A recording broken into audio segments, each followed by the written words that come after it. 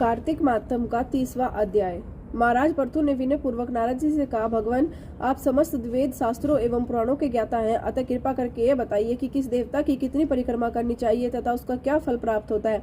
यह सुनकर नारद जी बोले, राजन, ज्ञान वृद्धि एवं पुण्य प्राप्ति की दृष्टि से तुम्हारा यह प्रश्न अति महत्वपूर्ण है। सुनो, देवी की 1, सूर्य और अग्नि की 7, गणेश जी की 3, भगवान शिव की आदि, पितरों की 3 अथवा 4, विष्णु जी की 4 परिक्रमाएं होती हैं। इस संबंध में मैं तुम्हें देवराज इंद्र और देवगुरु बृहस्पति का इतिहास सुनाता हूँ, ध्यान पूर्वक सुनो।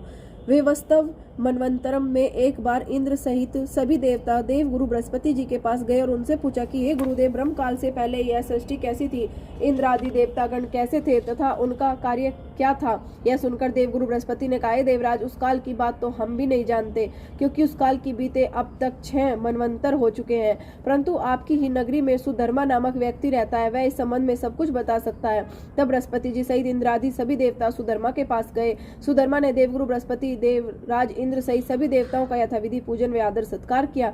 देवराज इंद्र सुधर्मा की राजलक्ष्मी एवं वैभव देख कर दंग रह गए। उन्होंने पूछा, सुधर्मा, इतनी राजलक्ष्मी व वैभव तुम्हें कैसे प्राप्त हुआ?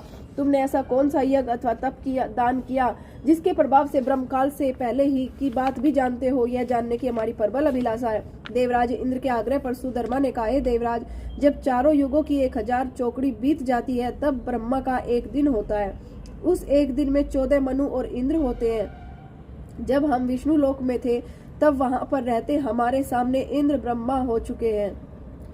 हमारे सामने इतने ब्रह्मा हो चुके हैं कि हम उनकी गणना भी नहीं कर सकते। इसके बाद भी हम यहाँ स्वर्ग में आए हैं। हे देवराज, हमने जो एकमात्र अच्छा कर्म करके अब इतनी लंबी आयु पाई है उसका इतिहास सुनो। अपने पूर्व जन्म में मैं मांस भक्षी गिद्ध था। एक बार कार्तिक शुक्ल पक्ष की नवमी को मैं श्री विष्णु के मंदिर पर बैठा था कि एक शिकारी ने आकर बाण मारा, जिससे घायल होकर मैं विष्णु मंदिर में जा गिरा।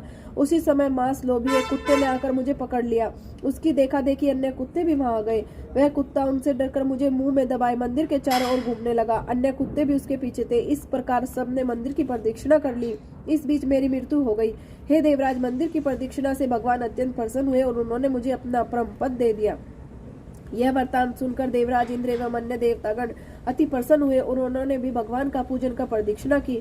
तत्पश्चात नारद जी ने नवमी एवं भगवान की परिक्रमा का महत्व बताते हुए कहा, हे राजन, कार्तिक शुक्ल नवमी सतयुग की आदि तिथि है। नवमी के दिन भगवान की पूजा, प्रदक्षिणा, व्रत, दान, तप तथा यज्ञ करने का कई गुना फल प्राप्त होता है। यदि कार्तिक शुक्ल नवमी को मथुरा में जाकर भगवान का पूजन एवं परिक्रमा की जाए तो उससे अनंत फल की प्राप्ति होती है। हे राजा पृथु, प्रदक्षिणा करने में जितने पग उठते हैं उसके परिक्रमा करने वाले के उतने ही कुल वैकुंठ में वास करते हैं। यदि मथुरा नगरी जाना संभव न हो तो हे राजन, किसी अन्य धार्मिक स्थल पर जाकर परिक्रमा करना चाहिए। यदि यह भी संभव न हो तो किसी ब्राह्मण की भगवान विष्णु की प्रतिमा की गो, तुलसी अथवा शालिग्राम की परिक्रमा करनी चाहिए।